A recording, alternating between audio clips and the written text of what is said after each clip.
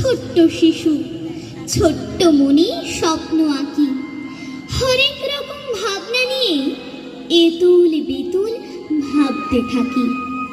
সহজ পাঠের অবাক ভুবন যেদিন চোখে পড়ল হঠাৎ, সেদিন থেকেই আমার সঙ্গে ভাব জমালেন রবীন্দ্রনাথ। তারপরে খুব হারিয়ে গেলাম রূপনগরীর আবছায়াতে। রবির কিরণ ভাসিয়ে দিল রামধনু রং কল্পনাতে। তখন গহন রাত্রে কিংবা পাখির গানে মাতাল প্রভাত, অষ্টপ্রহর আমায় ঘিরে দাঁড়িয়ে আছেন রবীন্দ্রনাথ। একটু বড় হয়েও দেখি রবি ঠাকুর সঙ্গী একা, পুরোদস্তুর গড়গড়িয়ে বলতে পারে হঠাৎ দেখা।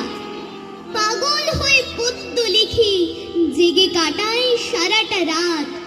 তখন আমার উথাল পাথাল ভাবনা জুড়ে রবীন্দ্রনাথ।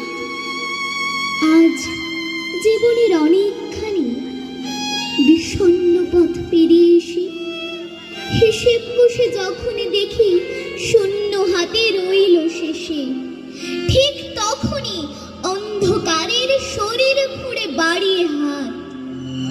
নীরবে সত্তা জুড়ে আলো জ্বালেন রবীন্দ্রনাথ।